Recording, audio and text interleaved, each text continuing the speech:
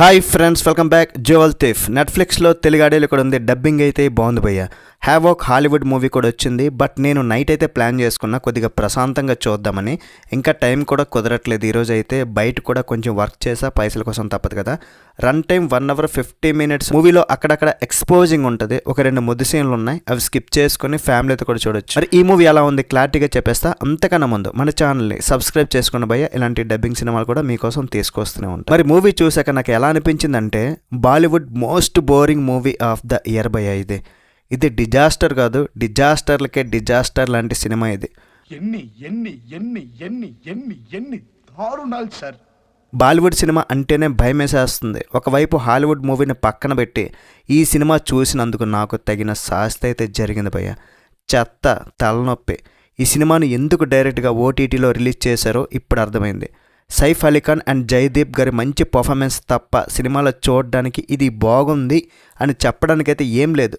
Heist film అనగానే మనకు ఒక ఇష్టమైన ఒక ఆట చూస్తున్న ఫీలింగ్ రావాలి, కానీ మనల్నే ఆడిస్తే ఎలా? చాలా వీక్ స్క్రిప్ట్, ప్లాట్ మొత్తం బొక్కలే. సరే, బేసిక్గా ప్లాట్ ఏంటంటే, ఒక గ్యాంగ్స్టర్ ఒక పెద్ద బిజినెస్ మ్యాన్ అయిన రాజన్ ప్రపంచంలోనే అత్యంత ఖరీదైన వజ్రాల్లో ఒక వజ్రాన్ని దొంగిలించడానికి ఒక దొంగని నియమిస్తాడు. అతనే మన హీరో సైఫ్ అలీ ఖాన్. తర్వాత ఏం జరిగిందనేదే మూవీలో స్టోరీ. ఒక సినిమాని ఎన్ని రకాలుగా నాశనం చేయాలో అన్ని రకాలుగా చేసి పడేశారు. ఒక తెలివైన హీరో, తన ఫ్యామిలీకి ఒక హిస్టరీ, భయంకరమైన విలన్ గడి పెళ్ళాంతో రొమాన్స్, ఫస్ట్ విలన్ కోసం పనిచేస్తున్న హీరో. దాని తర్వాత ఏమవుతాడు? నచ్చినట్టుగా మారుతాడు.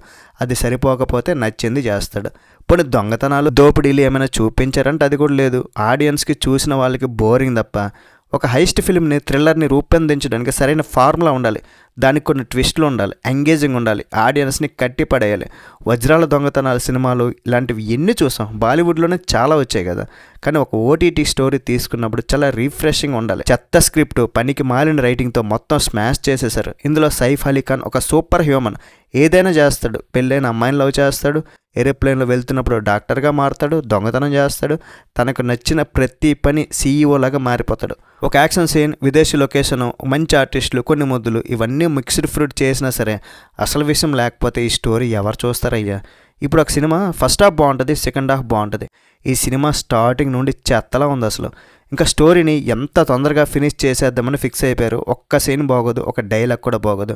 హీరో హీరోయిన్ కెమిస్ట్రీ అయితే కుదరలేదు.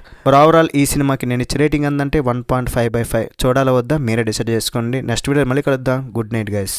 జై హింద్.